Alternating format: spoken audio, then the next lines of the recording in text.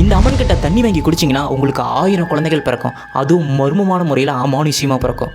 அந்த காலத்தில் வேலாயின்னு சொல்லிட்டு ஒரு பொண்ணு இருக்கா. அவங்களுக்கு 2 குழந்தைகள் இருக்கு. ஒரு ஆண் குழந்தை ஒரு பெண் குழந்தை சொல்லிட்டு 2 குழந்தைகள் இருக்கு. அவங்க வாழ்க்கை ரொம்ப சந்தோஷமா போயிட்டு இருக்கு. அப்போ பார்த்தீங்கன்னா அந்த கிராமத்தில் தண்ணி பஞ்சம் வந்தது. தண்ணிக்காக ஊர் மக்கள் எங்கெங்கேயே போய் தொலைப்பாங்க, எங்கேயுமே கிடைக்கல. அதுக்கப்புறமா அவங்களுக்குள்ளே ஒரு முடிவு இருக்காங்க, இந்த மாதிரி நம்ம நிலத்தடி தண்ணி எடுத்து நம்ம யூஸ் பண்ணிக்கலாம். ஸோ அப்படின்னு சொல்லிட்டு நிலத்தடி தண்ணீர் எங்கெங்க இருக்குன்னு சொல்லிட்டு எல்லா சைடுமே தொலை பார்க்குறாங்க. எல்லார் வீட்டு நிலத்திலையுமே தொலை பார்க்குறாங்க, எங்கேயுமே கிடைக்கல. அதுக்கப்புறம் ஊருக்கு வெளியில் இருக்கிற அந்த வேலையோட வீடு. ஸோ அந்த வேலை வீட்டில் போய் செக் பண்ணி பார்க்குறாங்க. நடு வீட்டில் நின்று செக் பண்ணி பார்க்கும்போது அவங்க வீட்டு கூட நிலத்தடி தண்ணி ஏகப்பட்டு இருக்குது. அவங்களுக்கு தெரிய வருது, இந்த நிலத்தை ஊருக்காக கொடுங்க, இதுலேருந்து தண்ணீர் எடுத்து நம்ம எல்லாருமே யூஸ் பண்ணலாம், கிராமமே நல்லா இருக்கும் அப்படின்னு சொல்லிட்டு பேசுறாங்க. இருந்தாலும் அந்த வேலையை ஒத்துக்கவே இல்லை. எனக்கு இந்த நிலம் மட்டும் தான் இருக்குது, எனக்கு வேறு எதுவுமே கிடையாது அப்படின்னு சொல்லிட்டு அவங்கள திருப்பி அமைச்சிருவாங்க. அவங்க பார்த்தீங்கன்னா ரொம்ப நாள் வந்து கேட்டு பார்த்துருக்காங்க, எதுவுமே நடக்கவே இல்லை. அதுக்கப்புறம் ஊர் மக்கள்லாம் சேர்ந்து ஒரு பிளான் பண்ணுறாங்க. அந்த குடும்பத்தை நம்ம அழிச்சா மட்டும்தான் அந்த நிலம் நமக்கு கிடைக்கும் அப்படின்னு சொல்லிட்டு ஒரு நாள் இரவு என்ன பண்ணுறாங்கன்னா அந்த வீட்டுக்கு போகிறாங்க. வீட்டுக்கு போயிட்டு அந்த வீடை பற்ற வச்சுறாங்க. பற்ற வச்சு அந்த 3 பேருமே துடிச்சு இறந்து போயிறாங்க. அதுக்கப்புறமா 2-3 நாள் கழிச்சு அந்த இடத்துல போய் நிலத்தடி தண்ணி எடுக்கணும்னு சொல்லிட்டு செக் பண்ணி பார்க்குறாங்க. அப்போ அந்த இடத்துல நிலத்தடி தண்ணீர் சுத்தமாக கிடைக்கவே இல்லை. அங்கிருந்து திரும்பி வந்துடுறாங்க. காலங்கள் போக போக அவங்க கிராமத்தில் ஏகப்பட்ட பேர் தொடர்ந்து இறந்துட்டு வராங்க. ஒரு நாளைக்கு 2 பேர் சொல்லிட்டு தொடர்ந்து இறந்துக்கிட்டே வராங்க.